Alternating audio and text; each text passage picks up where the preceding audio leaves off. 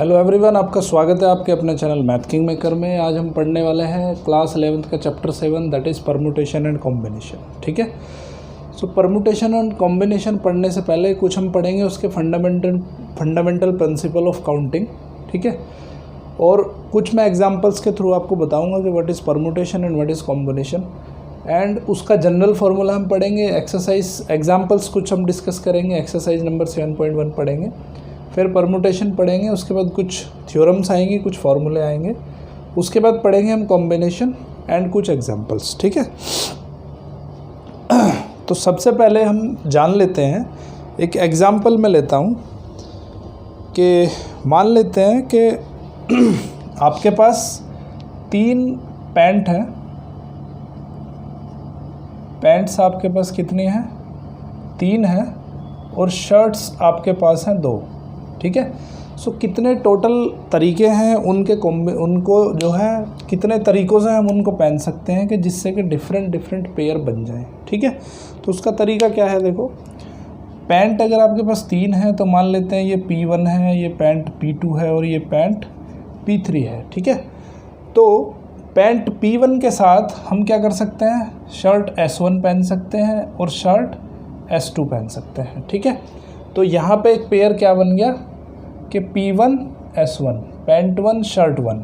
यहाँ पे पेयर क्या बन गया? Pant 1 shirt 2।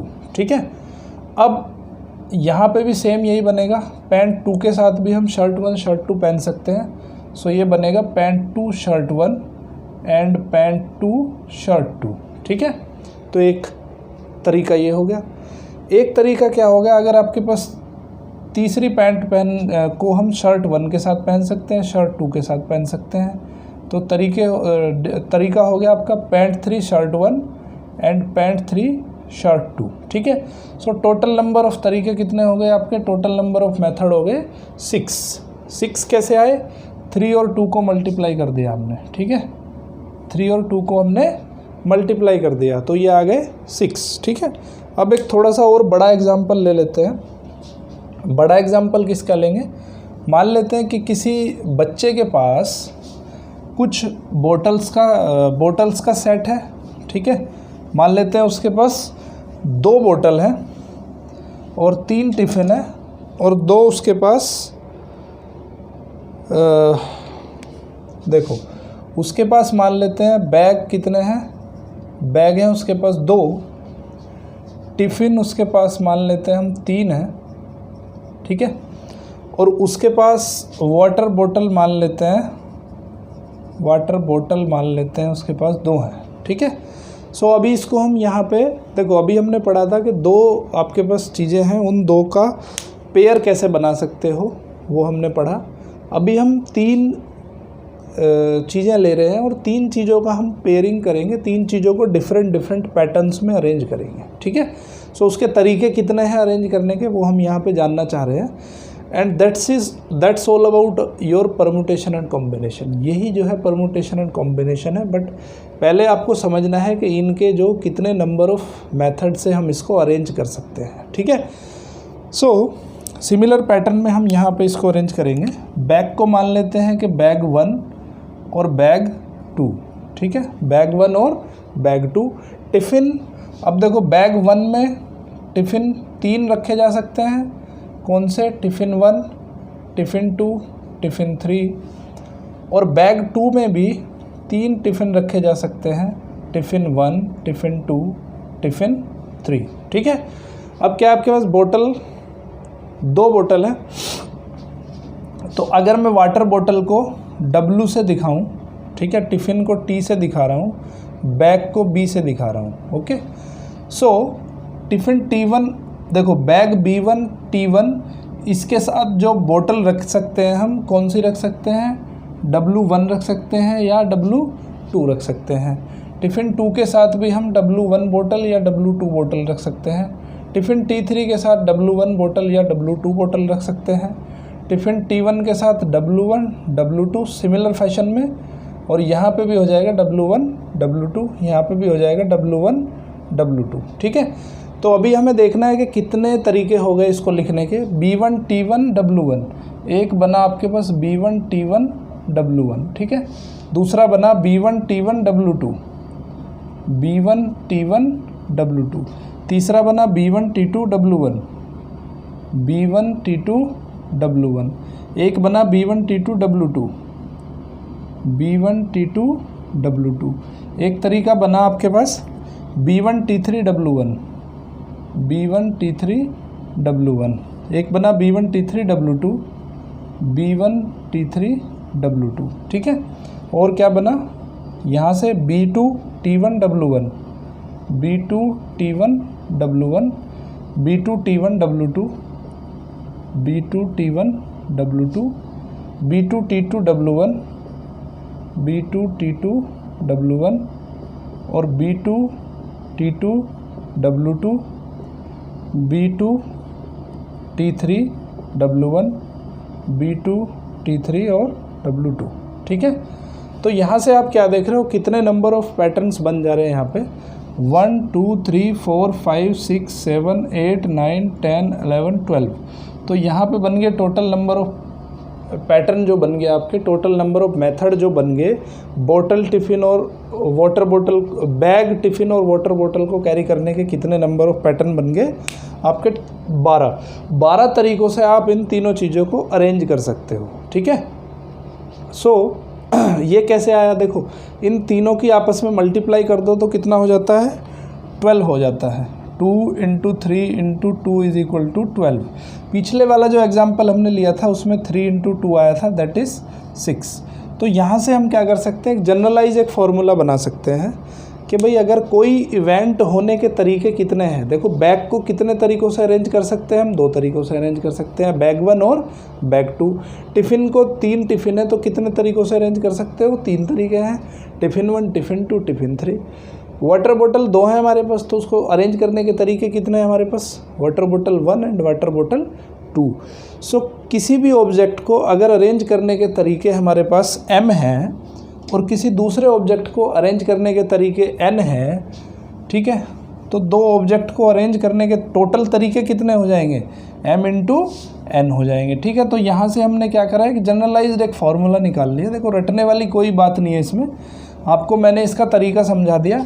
मैं चाहता तो डायरेक्टली आपको ये भी बोल सकता था कि कोई अगर नंबर ऑफ़ थिंग्स है दे आर m और कोई नंबर ऑफ़ थिंग्स हैं दे आर n, तो उसके लिखने के जो तरीके होंगे, उसको अरेंज करने के जो तरीके होंगे, that will B m × n, ठीक है।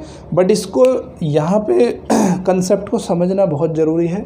फॉर्मूलों से मैं आपके दिमाग का जो गार्बेज है उसको नहीं भरूँगा, ठीक है। फॉर्मूले भरूँगा तो वो गार्बेज हो जाएगा, उसको गार्बेज नहीं रखना है, वहाँ पे नए नए कंसेप्ट को लेके आना है, कंसेप्ट सीखना है यहाँ से, ठीक है। सो अभी हम कुछ क्वेश्चन डिस्कस करेंगे। तो कैसे क्वेश्चन करते हैं वो देख लो ज़रा आप। एग्जाम्पल नंबर 1 है, find the number of 4 letter words with or without meaning which can be formed out of the letter of the word rose. देखो अब हमें क्या करना है कि एक 4 लेटर का वर्ड है आपके पास रोज़, ठीक है। तो एक R है, एक O है, एक S है और एक E है। इससे हमें क्या बनाना है, एक 4 लेटर का वर्ड बनाना है। तो 4 लेटर का वर्ड कैसे बनेगा, 1 2 3 एंड 4, ठीक है। अब देखो यहाँ पे जो इस प्लेस पे हम देखो विद और विदाउट मीनिंग बना सकते हैं इसको। ऐसा नहीं है कि डिक्शनरी में इसका मीनिंग होना ही ज़रूरी है, बट हमें यहाँ सीखना है कि जो 4 लेटर हमारे पास हैं, इन 4 लेटर को हम कितने नंबर ऑफ़ मेथड से अरेंज कर सकते हैं, वो हमें देखना है, वो हमें सीखना है। सो ये जो पहले वाला लेटर है आपका R, ठीक है, इसको लिखने के तरीके कितने हैं, कितने तरीक़ों से मैं इसको लिख सकता हूँ। देखो मैं इसको यहाँ भी लिख सकता हूँ, मैं इसको यहाँ भी लिख सकता हूँ, मैं इसको यहाँ भी लिख सकता हूँ, यहाँ भी लिख सकता हूँ। तो इसके अरेंज करने के जो तरीके हुए वो कितने हो गए, 4। तो ये जो लेटर R है वो कितने तरीक़ों से अरेंज हो सकता है, 4 तरीके हैं उसको लिखने के, ठीक है। अब ये तो ऑक्यूपाई हो गया, इसमें क्या लिख दिया मैंने, R। इसमें से 4 में से कोई एक प्लेस तो ऑक्यूपाई करना पड़ेगा, ठीक है। सो इसको लिखने के जो तरीके हैं, पहले लेटर को लिखने के जो तरीके हैं वो कितने हो गए, 4 तरीक़ों से मैं इसको लिख सकता हूँ। अभी आपके पास कितने लेटर बचे हैं, 3 लेटर बचे हैं, ठीक है। और प्लेस कितने बचे हैं? 3। अब जो अगले वाला कोई भी लेटर मैं उठा सकता हूँ तो उसको या तो यहाँ रख सकता हूँ या यहाँ रख सकता हूँ, यहाँ रख सकता हूँ, बाकी तो कहीं नहीं रख सकता हूँ। तो उसको लिखने के तरीके कितने हो गए? 3 हो गए, ठीक है। और जो अब यहाँ पे मैं 2 लेटर लिख चुका हूँ, तीसरा और चौथा लेटर बचा है, उसको लिखने के तरीके कितने होंगे? 2 होंगे। या तो यहाँ पे लिख सकता हूँ या यहाँ पे लिख सकता हूँ, 2 तरीके हो गए। अब खाली 1 लेटर बचेगा हमारे पास, तो उसको लिखने के तरीके कितने हो गए? 1 हो गए। तो मैंने अभी यहाँ क्या पढ़ा था कि भाई अगर इसको लिखने के तरीके 4 हैं, इसको लिखने के तरीके 3 हैं, इसको लिखने के तरीके 2 हैं, इसको लिखने का तरीका 1 है, तो टोटल इस लेटर को लिखने के तरीके, टोटल इस वर्ड को लिखने के तरीके कितने हो जाएंगे? 4 × 3 × 2 × 1, ठीक है। तो ये हो जाएगा 24। तो हम इसको क्या कर सकते हैं? 24 तरीक़ों से हम इस लेटर को, रोज़ को लिख सकते हैं, ठीक है। तो ये आपको यहाँ पे कंसेप्ट को पकड़ना है। उसके बाद क्वेश्चन नंबर एग्जाम्पल नंबर 2 है, given 4 flags of different colour. आपके पास क्या है? ये था एग्जाम्पल नंबर 1, ठीक है। अब एग्जाम्पल नंबर 2 में क्या दिया है कि you have 4 flags. Flags total आपके पास कितने हैं? 4 फ्लैग्स हैं। How many different signals can be generated if A signal require the use of 2 flags one below the other. आपको क्या करना है कि 2 कलर का सिग्नल बनाना है। 4 फ्लैग हैं आपके पास टोटल, ठीक है। 2 कलर का सिग्नल बनाना है, एक कलर यहाँ रखना है और एक कलर यहाँ पे रखना है, ठीक है। अब आप मुझे ये बताओ कि आपके पास टोटल फ्लैग कितने हैं? 4 हैं। तो 4 में से कोई भी फ्लैग यहाँ पे रखा जा सकता है। कितने तरीके हो गए? 4 मेथड हो गए उसको रखने के, है ना भाई। कोई सा भी कलर यहाँ पे रख सकते हो आप। तो 4 तरीक़ों से रखा जा सकता है क्योंकि 4 फ्लैग है आपके पास। अभी कितने फ्लैग? ये वाला प्लेस ऑक्यूपाई हो चुका है। अभी कौन सा प्लेस बचा है? ये बचा है। आपके पास फ्लैग कितने बचे हैं? आपके पास फ्लैग बच गए हैं ओनली 3। तो इसको कैसे प्लेस कर सकते हैं हम? 3 से प्लेस कर सकते हैं, ठीक है। तो टोटल नंबर ऑफ मेथड कितने हो गए इसको अरेंज करने के? दैट इज़ 12, ठीक है। तो ये चीज़ आपको याद रखनी है। उसके बाद एग्जाम्पल नंबर 3 देखो। एग्जाम्पल नंबर 3 सिंपल है, ठीक है। ये थोड़ा डिजिट वाला क्वेश्चन है और ये इस पे बेस्ड जो परम्यूटेशन एंड कॉम्बिनेशन है, इस पे बेस्ड क्वेश्चन कॉम्पिटिटिव एग्जाम्स में पूछे जा सकते हैं, पूछे जाते हैं बहुत ज़्यादा। सो ये उस लिहाज से भी बहुत इंपॉर्टेंट चैप्टर है।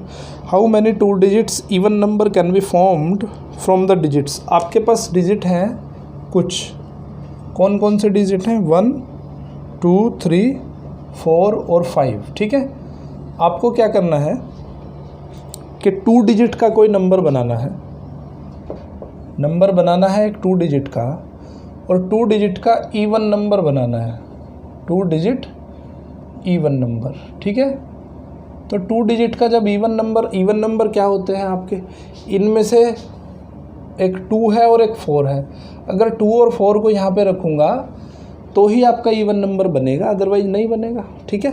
तो ये वाला जो प्लेस है, या तो 2 इसको ऑक्यूपाई करेगा या इसको 4 ऑक्यूपाई करेगा। तो कितने तरीके से ऑक्यूपाई हो सकता है? ये 2 तरीक़ों से ऑक्यूपाई हो सकता है।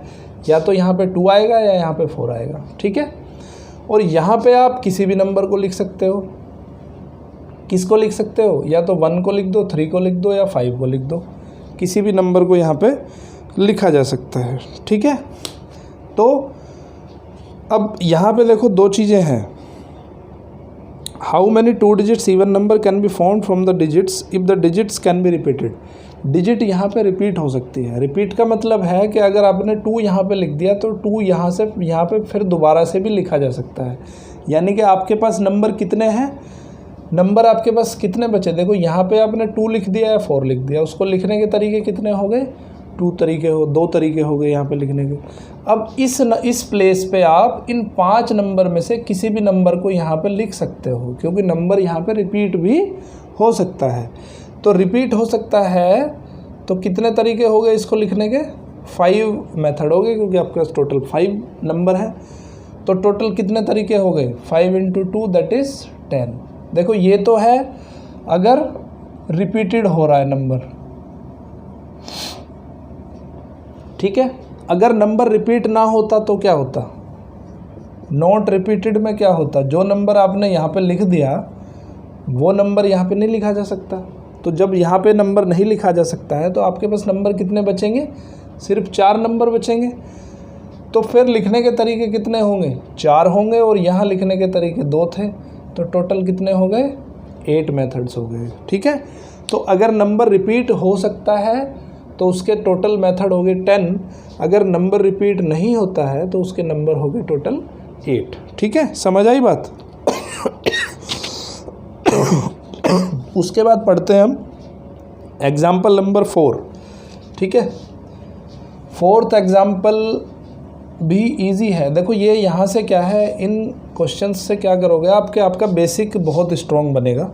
ठीक है, और बेसिक स्ट्रॉन्ग होने से क्या होगा कि आपको ये चैप्टर समझने में बड़ी आसानी होगी। तो एग्जाम्पल नंबर 4 में क्या कह रहा है वो, कि find the number of different signal that can be generated by arranging at least 2 flags in order, one below the other on a vertical staff if 5 different flags are available. देखो total flags कितने हैं आपके पास available, total flags हैं आपके पास 5, और आपको वो क्या कह रहा है कि एटलीस्ट 2 फ्लैग्स होने चाहिए, at least 2 flags must be available. देखो एटलीस्ट 2 फ्लैग कह रहा है वो, एटलीस्ट 2 फ्लैग का मतलब है कि कम से कम 2 होने चाहिए,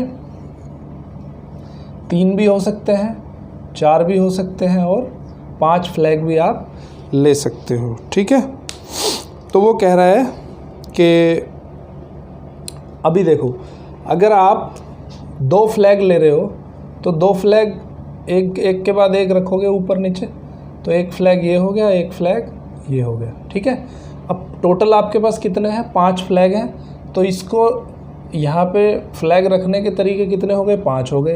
अब ये फ्लैग तो आपने ये पोजीशन तो फिल कर दी फ्लैग से, तो आपके पास टोटल फ्लैग कितने बच गए, अभी 4 फ्लैग बच गए। तो इस पोजीशन को फिल करने के तरीके कितने हैं, 4 हैं। तो टोटल नंबर ऑफ मेथड कितने हो गए, 20 हो गए। अगर आप 2 फ्लैग लेते हो ओनली, ठीक है, अगर आप 3 फ्लैग लेते हो तो क्या होगा, 3 फ्लैग लोगे तो ये वाले तरीके 5 हो जाएंगे, ये फिल करने के तरीके 4 हो जाएंगे, इसको फिल करने के तरीके 3 हो जाएंगे। तो टोटल कितने मेथड हो जाएंगे, 5 × 4 × 3 दैट इज़ 60। ठीक है, उसके बाद अब 4 फ्लैग फिल करने के तरीके देख लो सिमिलर फैशन में। 4 फ्लैग फिल करने के तरीके क्या होंगे, यहाँ पे आपको 4 फ्लैग फिल करने होंगे, 1 2 3 और 4। तो इसको फिल करने के तरीके 5, इसको 4, इसको 3 और इसको 2। तो कितने हो गए टोटल, 5 4 3 2 दैट इज़ 120। और अगर आप 5 के 5 फ्लैग फिल कर देते हो तो क्या होगा, 1 2 3 4 और 5। तो इसके तरीके 5 हो गए, 4 हो गए, 3 2 और 1। तो ये हो जाएगा 5 4 3 2 और 1 दैट इज़ 120। तो 5 फ्लैग फिल करने के तरीके भी कितने हो गए, 120। ठीक है, अब उसने क्या कहा है कि भाई एटलीस्ट 2 तो होने चाहिए। तो चारों कंडीशन में कितने हैं आपके पास, एटलीस्ट 2 फ्लैग अवेलेबल हैं। ठीक है, तो जब इसमें कितने हैं, 20 हैं, इसमें कितने हैं, 60 हैं, उसमें 120 हैं और इसमें 120 हैं। तो टोटल कितने हो गए, 240 30 320। तो टोटल जो तरीके हो गए एटलीस्ट 2 फ्लैग होने के, तो वो तरीके हो गए 320। हमने क्या किया, इसको ऐड कर दिया। ठीक है, इसको बोलते हैं हम mutually exclusive event, mutually exclusive event. ठीक है, मतलब एक दूसरे से, या तो ऐसे कह दो कि डिपेंडेंट इवेंट कह दो। डिपेंडेंट इवेंट में क्या होता है, डिपेंडेंट इवेंट, एक होता है डिपेंडेंट इवेंट, एक होता है इंडिपेंडेंट इवेंट। ठीक है, इंडिपेंडेंट, देखो इसके नाम से ही पता चल रहा है कि अगर कोई इवेंट हो रही है और वो इवेंट दूसरे को इफ़ेक्ट ना करे, ठीक है, तो उसको कहते हैं हम इंडिपेंडेंट इवेंट। अगर दोनों इवेंट एक दूसरे पे डिपेंडेंट हैं तो उस इवेंट को कहते हैं हम डिपेंडेंट इवेंट, ठीक है। तो अब उसने क्या कहा है कि एटलीस्ट 2 फ्लैग अवेलेबल होने चाहिए। तो एटलीस्ट 2 फ्लैग मतलब ये वाला भी हो सकता है, ये वाला भी हो सकता है, ये वाला भी हो सकता है और ये वाला भी मेथड हो सकता है, ठीक है। तो आइदर दिस और दिस और दिस और दिस, ठीक है। तो यहाँ पे क्या यूज़ कर रहे हैं हम, और यूज़ कर रहे हैं, ठीक है। तो अगर और यूज़ कर रहे हैं तो हम यूज़ करेंगे सिंबल प्लस का, ठीक है। अगर हम एंड यूज़ करेंगे तो हम सिंबल यूज़ करेंगे मल्टीप्लाई का, ठीक है। जैसे आपने देखा था पीछे क्या देखा था कि अब इसको दो पार्ट में डिवाइड करके देख लो। यहाँ पे आपको जैसे आपने यहाँ पे 2 फ्लैग डाले हैं, इसमें तरीके कितने हैं, 5 हैं इसको फिल करने के तरीके, और इसको फिल करने के तरीके 4 हैं। दोनों एक दूसरे से इंडिपेंडेंट है, ठीक है। दोनों एक दूसरे से क्या है, इंडिपेंडेंट है, इसलिए हमने क्या किया, इनका मल्टीप्लाई किया है। अगर दोनों एक दूसरे से डिपेंडेंट होते तो हम यहाँ पे प्लस करते, ठीक है। बट यहाँ क्या है, दोनों एक दूसरे पे डिपेंड है। या तो ये हो सकता है, या ये हो सकता है, या ये हो सकता है, या ये हो सकता है, ठीक है। तो सारे होने के जो तरीके हैं वो कितने हो जाएंगे, सबको ऐड कर देंगे। तो ऐड करने के बाद जो आंसर आएगा that will be your final answer, ठीक है। तो इस तरह से करनी है आपको एक्सरसाइज 7.1। तो 7.1 ईजिली कर पाओगे अगर ये आपको समझ आ गए होंगे तो, ठीक है। नहीं समझ में आते हैं तो कमेंट बॉक्स में जाके कमेंट लिख सकते हो, आप पूछ सकते हो अपने doubt, okay. So exercise 7.1 complete करने के बाद ही आगे बढ़ना है। नेक्स्ट वीडियो, इससे आगे की जो मेरी वीडियो है वो आप तभी देखो जब एक्सरसाइज 7.1 आपकी कंप्लीट हो जाती है, ठीक है। अब उसके बाद पढ़ेंगे हम कि परमुटेशन क्या होता है। अभी क्या पढ़ने वाले हैं, परमुटेशन पढ़ने वाले हैं।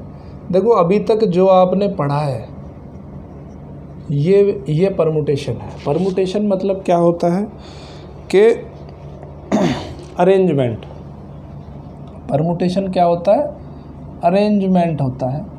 जो आपने अभी देखा, जो पहला एग्जाम्पल हमने लिया था पैंट और शर्ट्स का, जो लिया था एग्जाम्पल कि भाई 2 पैंट हैं आपके पास और 2 शर्ट हैं, या 3 पैंट हैं 2 शर्ट हैं।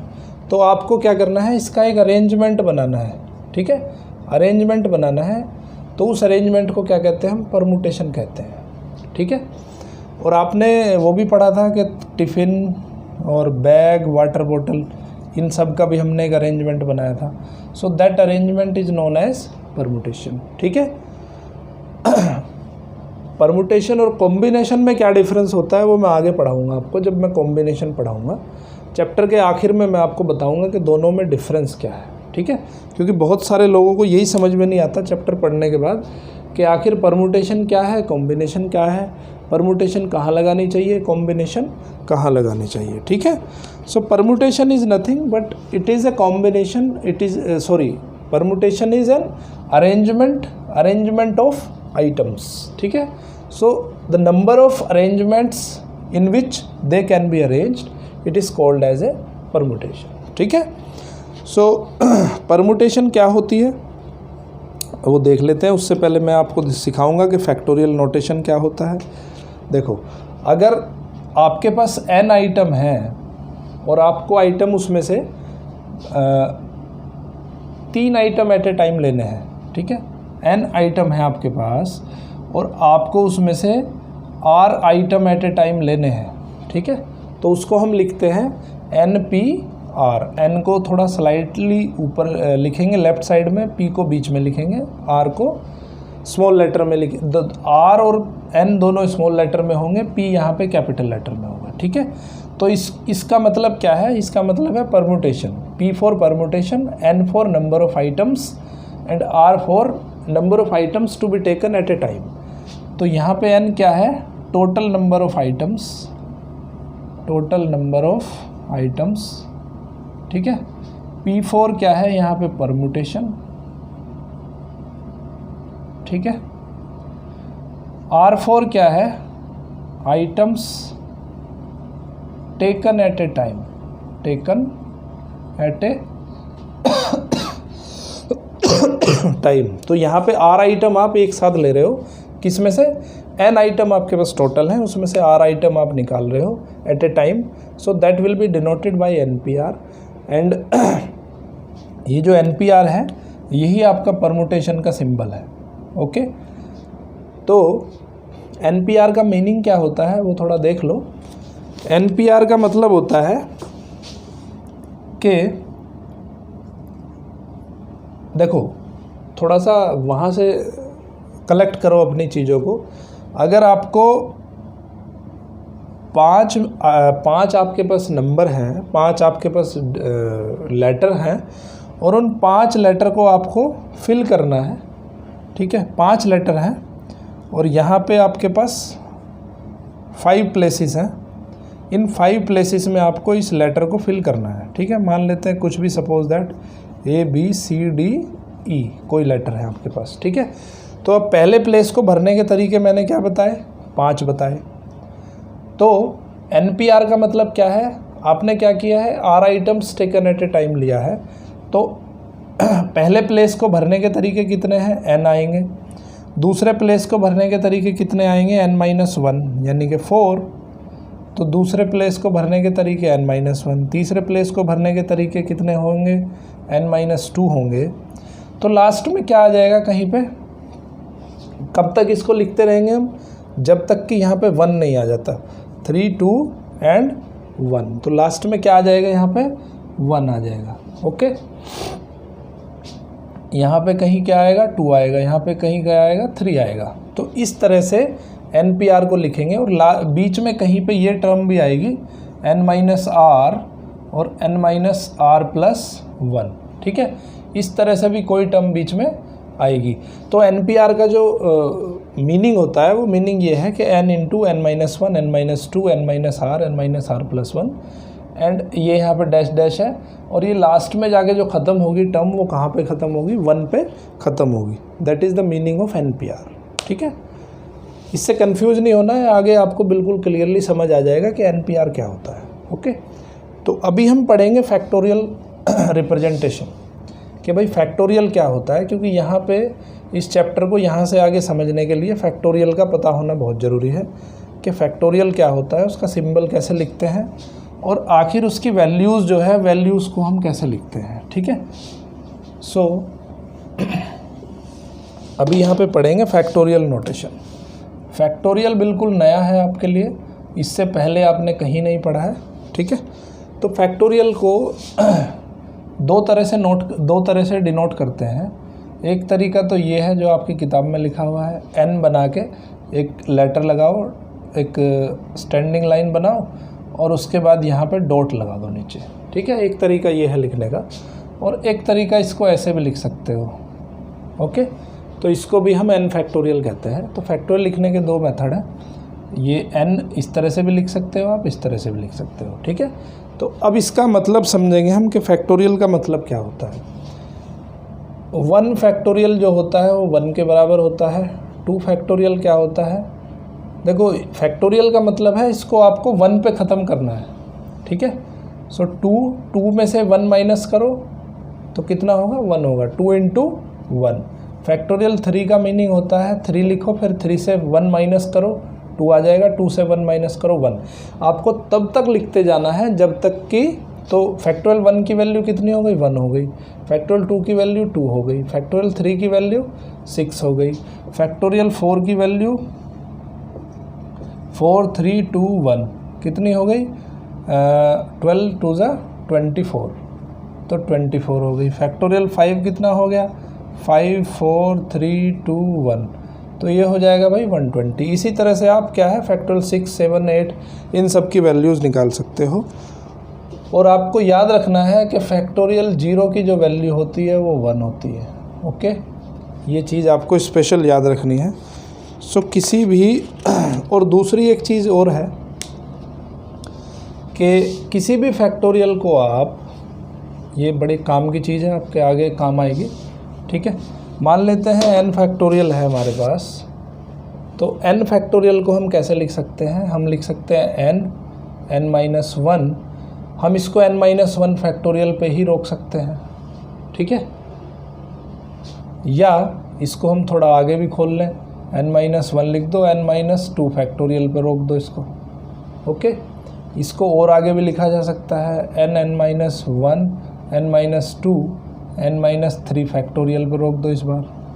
ओके, उसको थोड़ा आगे भी एक्सपेंड करके लिख सकते हैं, n-2, n-3, n-4 फैक्टोरियल। ठीक है, या इसको एक्सपेंड करके और भी आगे लिखा जा सकता है।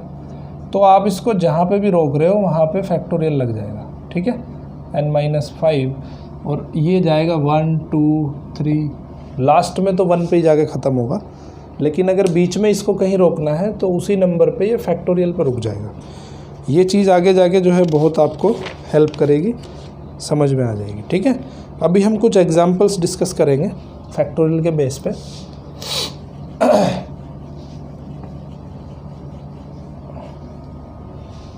आई होप के फैक्टोरियल अच्छे समझ आ गया होगा। इवेल्यूएट फैक्टोरियल 5 इजीली आप कर सकते हो। इवेल्यूएट फैक्टोरियल 7 मैंने आपको बता दिया कैसे करना है। फैक्टोरियल 7 माइनस फैक्टोरियल 5 ये भी आसानी से कर सकते हो। एग्जाम्पल नंबर 6 है फिर कंप्यूट फैक्टोरियल 7 अपॉन फैक्टोरियल 5। ये सब सिंपल है, फैक्टोरियल को खाली एक्सपेंड करके आप लिख सकते हो। मैं एक एग्जाम्पल कर देता हूँ फिर भी। Example number 6 factorial 12 upon factorial 10 into factorial 2। ठीक है, हम इसको ऐसे लिख लेते हैं, इस तरह से फैक्टोरियल लिख लेते हैं तो आसानी से समझ में आ जाएगा। ठीक है, तो जो बड़ा फैक्टोरियल है उसको छोटे फैक्टोरियल में तोड़ लो। तो 12 को मैं लिख सकता हूँ 12 इंटू 11 इंटू 10 फैक्टोरियल। इसको मैंने 10 पे क्यों रोक दिया, क्योंकि यहाँ 10 से कट जाएगा ये। सो ये है 10 फैक्टोरियल। 2 फैक्टोरियल को लिख सकता हूँ मैं 2 इंटू 1। 10 फैक्टोरियल से 10 फैक्टोरियल कटा, 2 6 जा 12 एंड 11 6 जा 66। तो 66 आ गया हमारा आंसर। ठीक है, इस तरह से हमें इस क्वेश्चन को करना है। उसके बाद एक और एग्जांपल देख लेते हैं। फैक्टोरियल बहुत सिंपल है, इसका आराम से आप इसकी कैलकुलेशन कर सकते हो। एक एग्जांपल है example 7 evaluate n factorial upon r factorial into n minus r। उसने वैल्यू दी है, n की वैल्यू 5 है, r की वैल्यू 2 है, आसानी से हो जाएगा। एग्जाम्पल नंबर 8 में ले लेता हूँ। 8 में क्या दिया है कि 1 अपॉन फैक्टोरियल 8 प्लस फैक्टोरियल को मैं ऐसे लिख लेता हूँ 1 upon factorial 9 is equal to x upon factorial 10। देखो आप एग्ज़ाम में दोनों तरीक़ों से लिख सकते हो, जैसे आपको इजी लग रहा हो उस तरीके को आप अप्लाई कर सकते हो। तो अभी हम क्या करेंगे, यहाँ पे एलसीएम ले लो। पहले बड़े फैक्टोरियल को छोटे फैक्टोरियल में तोड़ लो। 1 अपॉन 9 इंटू 8 फैक्टोरियल। यहाँ पे भी आपके पास बड़ा फैक्टोरियल है तो इसको 10, 9 और 8 फैक्टोरियल में तोड़ लिया मैंने। ठीक है, अब यहाँ पे क्या है 8 फैक्टोरियल यहाँ पे कॉमन आ गया। सो 1 अपॉन 8 फैक्टोरियल यहाँ पे कॉमन लिया तो ये बचा 1 upon 1 plus 9 is equal to x upon 10 into 9 into 8 factorial. 8 factorial से 8 फैक्टोरियल कट गया। यहाँ पे 9 एलसीएम ले लो। 9 plus 1 is equal to x upon 10 into 9। 9 से 9 कट गया तो एक्स की वैल्यू क्या आ गई 10 इंटू 10 दैट इज़ 100। तो एक्स की वैल्यू आ गई आपकी 100। ठीक है, इस तरह से भी इसको सोल्व किया जा सकता है। उसके बाद करना है एक्सरसाइज नंबर 7